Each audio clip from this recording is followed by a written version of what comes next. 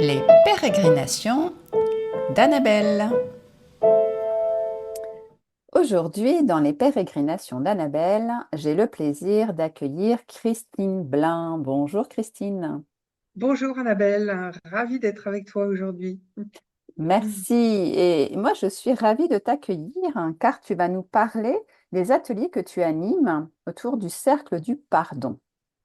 Alors, en quoi ça consiste? Qu'est-ce que c'est que ces ateliers du cercle du pardon? Alors, les ateliers de cercle de pardon, déjà, il faut dire que c'est dans un cadre particulier, puisque moi, j'accompagne les femmes, comme je dis, dans ce que j'appelle des maladies d'amour. Et les maladies d'amour, ben, c'est vraiment toujours connecté à des problèmes de divorce, de dépendance affective, de célibat à répétition, voilà, des ruptures difficiles, ce genre de choses. Et à l'intérieur de on va dire, de ces problématiques, il y a énormément d'émotions qui sont activées. Et il y a aussi beaucoup de rancœur, de rancune, de ressentiment, des choses voilà, qui sont lourdes à porter mais, et qui restent. Et un des premiers travaux justement que j'encourage à faire et que je fais avec les personnes qui m'accompagnent, c'est un travail sur le pardon. Alors j'ai un des premiers travaux, c'est-à-dire je les éveille à ça et le vrai travail on le fait plus tard parce que c'est un chemin.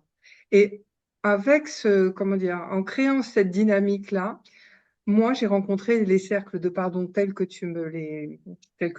là tu en parles, hein, dans ma vie à moi, à un moment où ça allait vraiment pas bien. Mhm. Et j'étais connectée avec Olivier Clerc depuis très longtemps, je vous en parlais. C'est lui qui a créé les cercles de pardon en France. Ouais. Et je suis allée, voilà, j'étais appelée, on va dire, à faire un stage avec lui qui s'appelle le don du pardon. Donc là, ça dure 3 jours. C'était à Genève. Et donc pendant 3 jours, on est centré sur cette thématique-là. Et bien sûr, sur nous par rapport à cette thématique-là, et puis bien sûr, la puissance du groupe, hein, et donc les échanges qu'il peut y avoir. Et j'ai compris énormément de choses. Et la première chose que j'ai ramenée, et j'ai compris pourquoi j'avais déjà mis l'accent dessus dans mes accompagnements, c'est la guérison du cœur.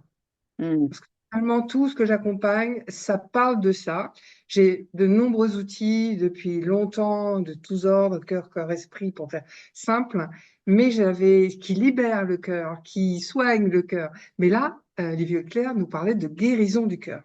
Mm. Donc là, là, ça m'a vraiment interpellée et je me suis dit waouh. Et non seulement je me suis dit waouh parce que je pensais aux personnes que j'accompagne, mais waouh parce que je le vivais moi dans mon corps et dans mon cœur pendant ces 3 jours et j'ai bien senti ce qui se passait pour moi et justement cette espèce d'élan d'amour en fait qui était là, ce partage aussi.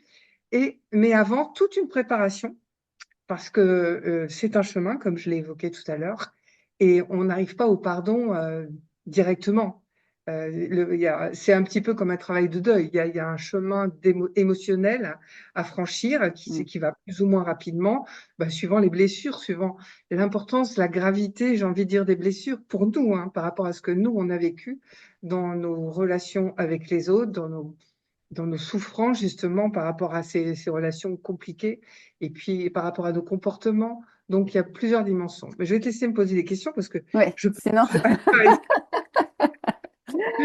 Oui, alors déjà pour resituer, parce que tu parlais d'Olivier Clerc qui l'avait ramené en France, c'est vrai qu'il a vécu avec Don Miguel Ruiz qui, lui, parle des accords Toltec, parce que justement, tu parlais de la relation. Et Don Miguel Ruiz a écrit de nombreux ouvrages et Olivier Clerc les a traduits pour la plupart, je crois, sans me tromper. En tout cas, il a été travailler avec lui et vivre ses expériences avec lui, et notamment l'expérience aussi du cercle de pardon. Il l'a vécu et il l'a Alors, ramené après.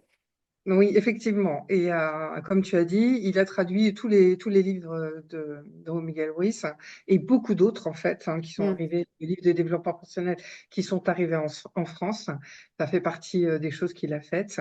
Et donc, Miguel Ruiz, il est allé au Mexique, effectivement, le rencontrer et suivre ses enseignements de Toltec il y a des années, ça fait plus de 10 ans maintenant. Et c'est au cours justement d'un de ces voyages qu'il a été missionné pour le pardon, parce qu'il n'est Mm. pas du tout allé voir pardon, Don Miguel Ruiz pour ça. Par contre, au cours d'un travail qu'ils faisaient ensemble, il lui a demandé de se mettre à genoux et de demander pardon à une personne, et puis l'autre, et tout. Voilà. Et il partage ça avec beaucoup de simplicité, et il nous partage justement l'incompréhension, pourquoi il lui demandait ça. Et puis, je vous le fais court, hein, Ouais. et à la fin du tour, ce qui s'était passé en lui par rapport aux interactions. On va revenir à ce qui se passe vraiment dans les cercles, mais déjà, ça, c'est hyper puissant. Les interactions avec les personnes qui sont là, tout ce qui est transpersonnel, c'est-à-dire qui jaillit parce que vous avez telle personne en face de vous qui va vous faire penser à votre grand-mère ou à je ne sais qui, et qui va faire remonter un truc que vous pensiez avoir oublié. C'est juste waouh, ça c'est quelque chose de très très puissant, Ouais. qui est montré dans les cercles. Et il lui a fallu encore un peu de temps pour les organiser, voilà, créer vraiment la structure. Donc il a créé l'API, qui est l'Association internationale pour le pardon, et puis depuis les cercles, voilà, et, auquel je me suis formée après ce Oui. stage. Il a fallu aussi que voilà, je suive une formation d'animatrice. Oui, c'est ça, c'est très encadré, hein, donc c'est Oui, pas, voilà. c'est ça, très Et encadré. tout à fait, c'est important de le préciser aussi. Et alors, est-ce que tu peux nous expliquer comment se déroule voilà, un atelier de cercle du pardon? Parce qu'il y a différentes phases. Il y a différentes phases. Donc, j'ai envie de vous dire, vivez l'expérience, mais je vais quand même, parce comment dire, enfin, moi, personnellement, j'aime beaucoup vivre les expériences Mm, sans trop savoir de choses. mm. Parce que, bon, c'est aussi mon expérience à moi de guide. Plus on sait de choses, plus le mental, il est là, et plus, voilà, on va créer des freins, et il y en a déjà émotionnellement. Mais justement, dans la première partie des cercles, bon, ça se passe en groupe, ça vous l'avez compris, et dans la première partie des cercles, on va justement apaiser le mental en lui donnant des réponses aux questions que tout à chacun peut se poser. Donc, on ne va pas poser les questions aux personnes, mais on va y répondre. Donc, l'animateur, en l'occurrence, va y répondre en expliquant ce que je viens de vous dire, d'où ça vient, comment ça a été créé, c'est quoi le pardon dans le cadre dans lequel on le fait. Donc, pour vous faire déjà très court dans les grandes lignes, comment dire, c'est complètement laïque. Il n'y a pas Mm. de connotation religieuse. Ça, c'est essentiel. Ça s'adresse absolument à toutes les personnes, à tous les âges, à partir d'un jeune adulte, hein, pas les enfants, mais à partir d'un jeune adulte jusqu'à la fin de la vie. Ça s'adresse absolument à tout le monde. C'est aussi ça qui est puissant. Et quand justement on a un petit peu de tout, et des hommes en particulier, là je lance un appel, c'est justement très puissant. On a besoin d'eux. On a Mm. vraiment besoin d'eux parce que on vit avec eux. Les interactions humaines, elles sont faites avec les hommes et les femmes, et ils ont aussi lourd sur le cœur, ils en ont lourd sur le cœur. Alors, une chose que je tiens à dire aussi, c'est qu'on n'a pas besoin de parler de ce qui se passe pour nous, de notre vie, voilà, de pourquoi, comment dire, qu'est-ce qui nous anime, quelle est la blessure qu'on vient soigner, si tant est qu'elle est consciente, ou qu'on vient avec une vraie intention. Il n'y a pas besoin de parler de ça. Donc ça, c'est très, très important. Donc cette première partie, voilà, il y a aussi un moment où j'explique ce que le pardon n'est pas. On répond à la question, Olivier Clerc a écrit un livre entier sur cette question qui est: peut-on tout pardonner? Mm. Qui est une vraie question, qui lui a été posée très souvent et qui est tellement légitime. Mhm. Donc, on en parle également pour que justement toutes les réponses qu'on va y apporter puissent nous répondre à des éventuelles questions qu'on avait, et plus encore. Donc, cette première partie, elle est importante pour ça. Et après, on va rentrer dans le processus avec 2 ou 3 exercices, et après, le cercle de pardon. Donc là, je ne rentre pas dans le détail du processus du cercle, mais en tout cas, on va demander pardon. Cette posture-là, elle est complètement différente justement de notre relation au pardon telle qu'on l'a appris dans notre culture judéo-chrétienne, où c'est je te pardonne plutôt. Donc là, on est plutôt dans une posture, on va dire, supérieure. Mm. Voilà, il y a quelque chose qui est de cet ordre-là, puisqu'on demande pardon à l'autre, et l'autre, il va falloir qu'il fasse preuve d'humilité, et encore là, il faut qu'il demande. Donc, on n'est pas du tout là-dedans. C'est un acte qu'on fait pour soi, et on n'a pas besoin de l'autre, hein, pour justement demander pardon. On demande pardon finalement à, à l'autre de nous avoir, comment dire, d'avoir servi de prétexte pour Mm. laisser le cœur fermé. Parce que tant qu'on attise justement la rancœur, le ressentiment, la colère vis-à-vis de quelqu'un par rapport à quelque chose qui nous a fait et on lui en veut, en fait, on nourrit finalement cette rancœur, cette colère et tout ça. Et tant qu'on ne veut pas lâcher, finalement, parce qu'on croit que en faisant ça, ben, ça, c'est bien fait pour l'autre quelque part, en parlant simplement, eh bien, c'est à nous qu'on fait du mal. On nourrit, on fait quelque chose de très négatif à l'intérieur de nous. Donc c'est ça comment dire, qu'il faut lâcher, c'est faire preuve d'humilité que de se dire je lâche l'autre, il vit ce qu'il a à vivre, c'est son histoire à lui, mais je m'occupe de mon cœur, je m'occupe de moi parce que je veux pas vivre avec cette lourdeur. Et c'est en fait ça ferme le cœur, hein. Si on Mm. parle au niveau énergétique et vibratoire, le cœur il est fermé par toutes ces blessures. Donc, c'est important c'est l'occasion, ces cercles de pardon, pour nettoyer son cœur, comme on nettoierait notre corps, comme on soignerait notre corps quand il a une blessure. Bien là, on va soigner notre cœur. Mm. C'est vrai.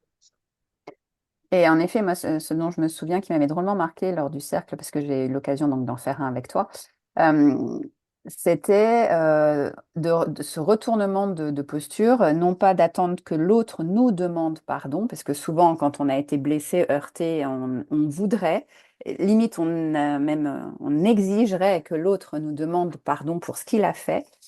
Et là, c'est de dire je te demande pardon. Et c'est vrai qu'au départ, ouah, ça peut venir heurter parce que on se dit non mais attends, il m'a blessé, il m'a fait mal, et en plus, je dois lui demander pardon. Et c'est vrai que je me souviens d'un mouvement interne me disant non mais attends, c'est pas juste, c'est pas juste. Et puis en fait, après, ce que je trouve super intéressant, c'est que ça nous redonne les clés on reprend notre responsabilité et finalement, ça nous redonne le pouvoir. Et moi, j'aime bien cette notion de d'être libre de ne pas dépendre en fait de l'autre. Et là, tu reprends le pouvoir en disant, OK, mais en fait, et il y avait une phrase qui disait, alors je sais plus si c'était toi ou Olivier Clerc, hein, mais que j'avais entendu qui m'avait surpris, c'est je te demande pardon de m'être servi de toi en fait pour rester en colère. C'est ça, c'est ce que Et, je viens de ouais, et ça, c'est super fort quand tu y penses, parce que tu reprends, tu dis, en effet, ouais, ma responsabilité, c'est que l'autre, il a fait, voilà, que ça soit compréhensible ou pas, c'est pas le problème. Il a fait quelque chose, mais finalement, moi, j'entretiens ça pour fermer mon cœur. C'est tout à fait ce que tu disais, pour dire. continuer à entretenir cette blessure du cœur. C'est-à-dire que l'acte est passé, Mm. mais c'est moi qui l'entretiens.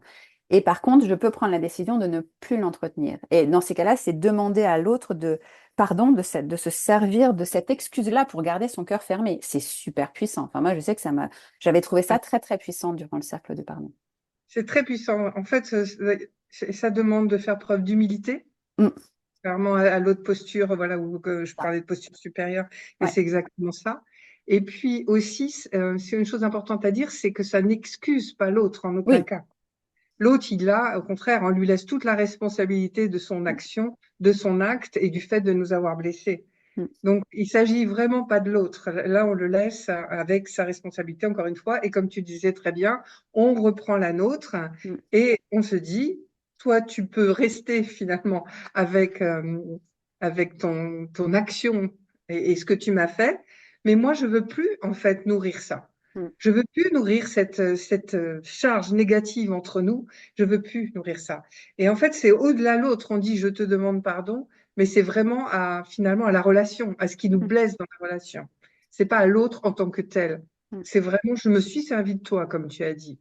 Ouais. Voilà. Et là, vraiment, et c'est ce qu'il y a de plus merveilleux, c'est que non seulement on reprend sa souveraineté, sa responsabilité, mais qu'en plus on libère son cœur. Mm. Donc, c'est vraiment quelque chose, comme tu disais, de puissant. Pour ça que j'adore le faire.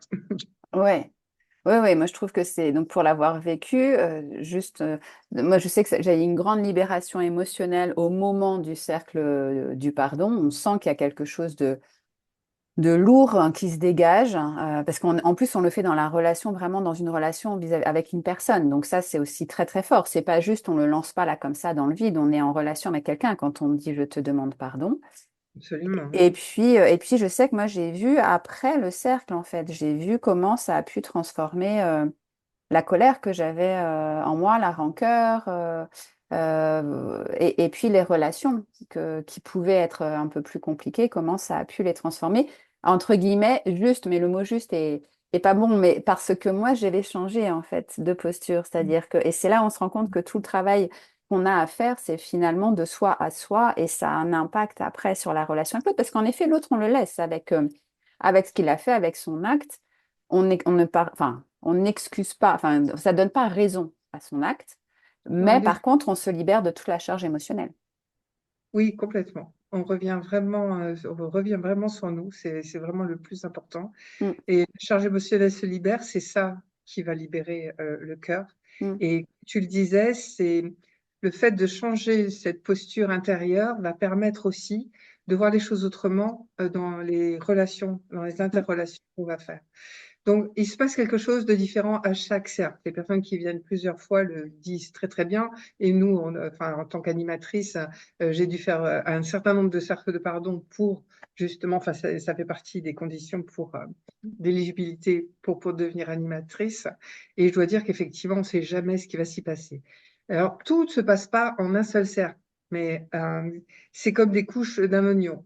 Mais quelquefois, ça peut être, en une fois, ça peut être très très puissant. Et surtout, il s'y passe toujours quelque chose. mm. C'est pas forcément conscient, puisque là, on est vraiment de l'ordre vibratoire, mais c'est comme si Olivier Clair appelle ça des douches du cœur, et il Mm. nous encourage à en faire tous les jours. Donc, j'en parle effectivement à la fin du cercle pour que voilà, on puisse le faire par soi-même, justement régulièrement, comme on prend sa douche pour nettoyer le corps, la même chose.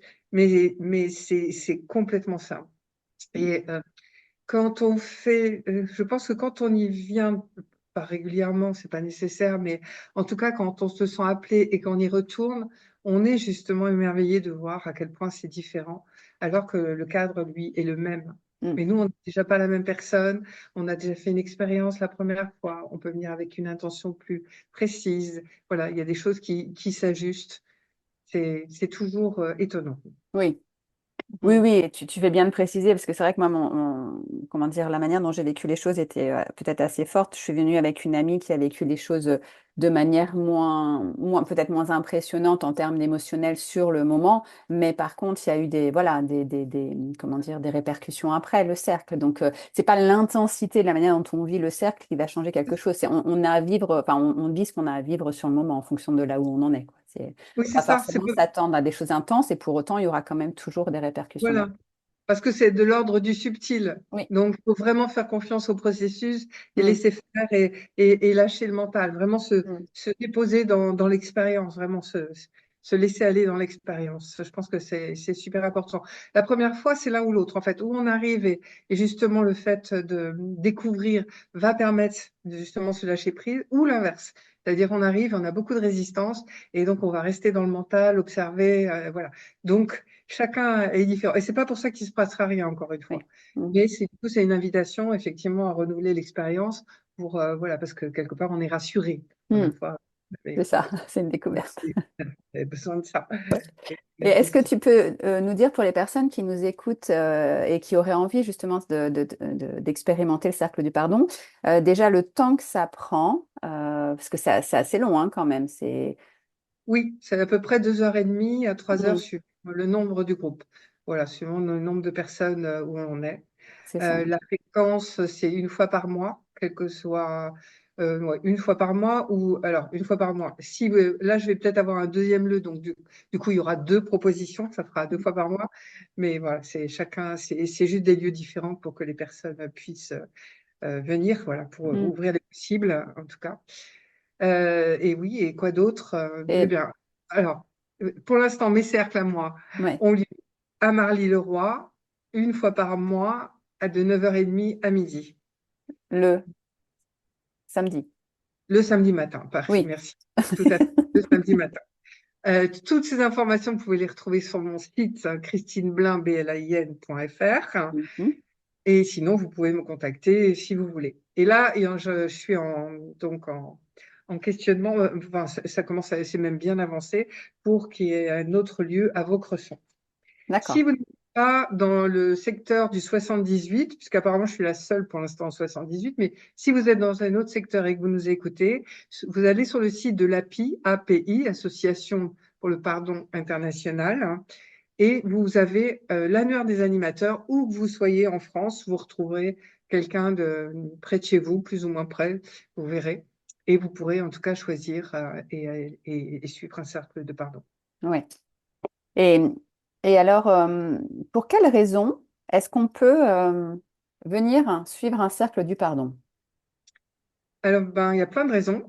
La Mhm. première, c'est ce qu'on partageait avant, qui Ouais. t'est arrivé à toi, et c'est très, très souvent venir par simple curiosité. Mhm. Euh, la curiosité, si vous venez à un cercle de pardon, c'est que quelque part, il y a quelque chose qui résonne en vous et que il y a comme un appel inconscient en fait. Donc, c'est bien de suivre la curiosité quelquefois. De toute façon, si vous venez, vous n'êtes pas là par hasard, par hasard. Si vous avez une intention, ça peut être une intention avec quelque chose qui s'est passé récemment dans votre vie et qui justement, voilà, vous fait souffrir. Moi qui accompagne les femmes, souvent c'est une rupture difficile, un chagrin d'amour, quelque chose qui rend malheureuse parce que du célibat à répétition, par exemple. Il y a certaines femmes qui ont vraiment le cœur lourd, qui en veulent énormément, voilà, à leur amis, à leurs compagnons, à leurs amants passés. C'est pour ça que je dis les hommes, on a besoin des hommes parce que Mhm. c'est la même chose pour eux. Et quand on se rend compte, comme je disais que c'est transpersonnel, à travers un homme, bah, c'est toute la lignée des hommes, des hommes de notre famille et aussi de nos relations amoureuses qui peut être là. Et ça, c'est quand même extraordinaire. Donc, j'encourage les hommes à venir et c'est toujours Mhm. avec un grand merci, voilà, que j'apprécie quand ils ont le courage de venir. Mhm.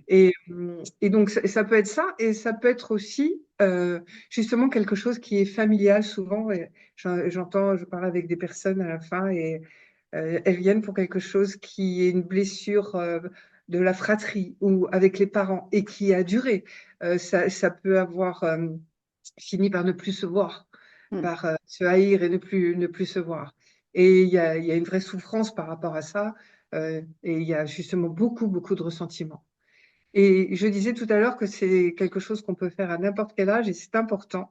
J'ai vécu l'expérience avec mon propre père et jusqu'au décès d'une personne, on peut éveiller le pardon et enfin, qu'une personne quitte ce monde en ayant pardonné, apaiser son cœur, apaiser son âme, c'est juste énorme. Mhm. Donc, si vous le faites une fois et que ça y est, vous êtes dans quelque chose dont vous avez pris conscience et là, vous allez pouvoir prendre votre responsabilité, faire des douches du cœur, comprendre que vous avez, comment dire, que oui, que c'est de votre responsabilité. Les relations, il y a toujours une part qui vous incombe et une part qui incombe à l'autre. Et que vous avez votre souveraineté et que vous pouvez faire quelque chose.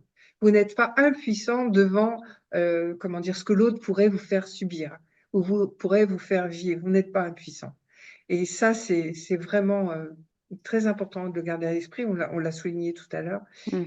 Puis j'ai perdu le fil, mais voilà, je disais que c'était super important de pouvoir le faire à n'importe quel âge.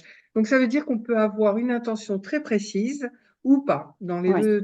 trois exemples que j'ai donnés, c'est vraiment l'idée, c'est ça. Mhm. Mais ce qui vous venez, c'est que quelque part, il va se passer quelque chose. Et faites confiance à, à ce qui est là. Parce Mhm. que justement, dans ce que je vous disais, le transpersonnel agit d'une façon assez incroyable. Donc faites confiance à ça, si vous venez. Ouais. De toute façon, je vous le redis si vous êtes en face de moi. Oui, donc que ce soit par curiosité ou par quelque blessure que ce soit dans la relation avec n'importe quelle personne, en fait, le cercle du pardon est le bienvenu à expérimenter, en tout cas. En tout cas, je connais rien d'aussi puissant et d'aussi rapide pour guérir son cœur. Mm. Vous pouvez faire toutes les thérapies ou tous les développements personnels. C'est vraiment quelque chose qui est entre vous, et qui, mieux que vous, connaît votre âme et ses blessures. Mm. Là, et c'est vous qui agissez. Et on le dit souvent justement dans les accompagnements. En fait, le thérapeute peut être le meilleur du monde.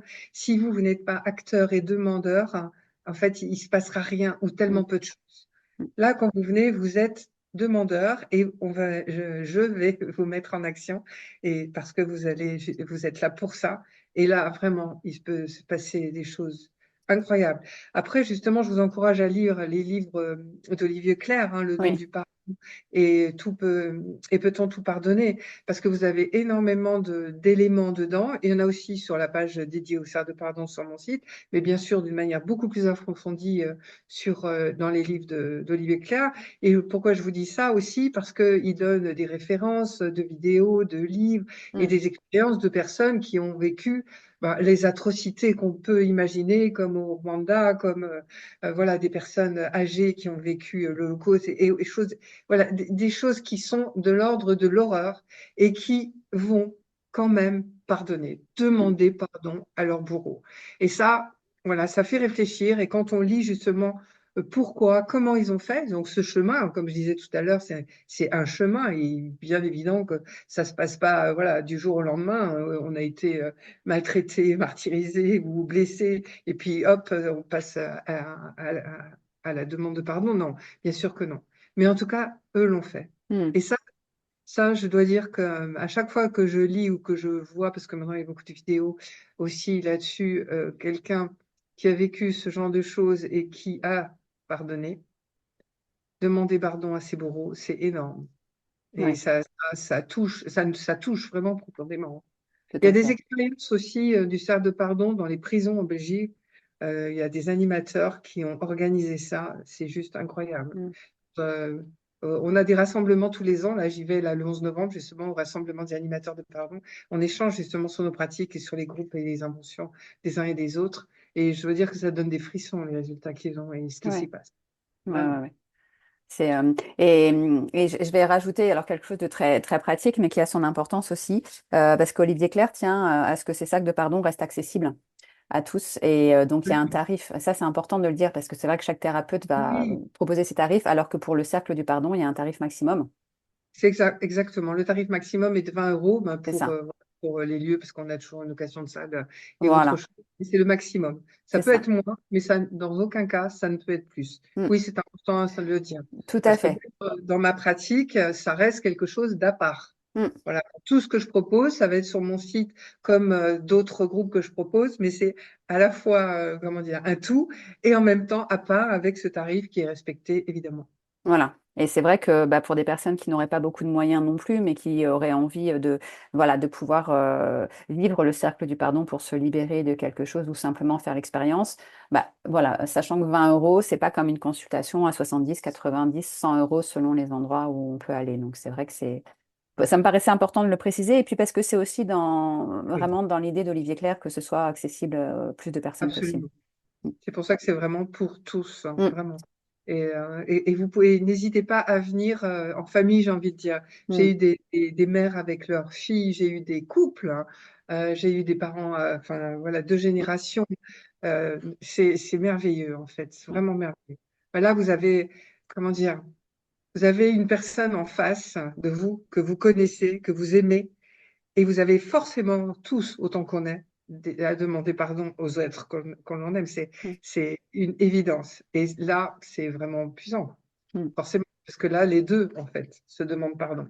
La relation peut pas être la même derrière un cercle de pardon, où vous avez partagé ça. C'est pas mm, possible. ouais, super. Eh bien, écoute, je te remercie, Christine, parce que là, on arrive à la fin de l'interview. C'était voilà, passionnant. Donc, je suis sûre que nos auditeurs voilà, auront été aussi passionnés par tout ce que tu auras pu partager autour des cercles du pardon. Et je vais mettre dans la barre d'infos voilà, les sites, le tien, celui de l'API, enfin voilà, de manière à ce que chacun puisse aller rechercher les informations qui lui seront utiles et Tout à nécessaires. fait. Même sur mon Insta, parce que Mm, Instagram, je partage aussi, comme ça fait vraiment partie quelque chose maintenant, de quelque chose que je partage et que j'ai vraiment à cœur, c'est le cas de le dire, mm, de partager, ben, vous trouvez aussi des choses sur mon Insta. ok. Ben, merci. Au revoir, Christine. Un grand merci à toi et à tous de nous avoir écoutés. À bientôt, Annabelle.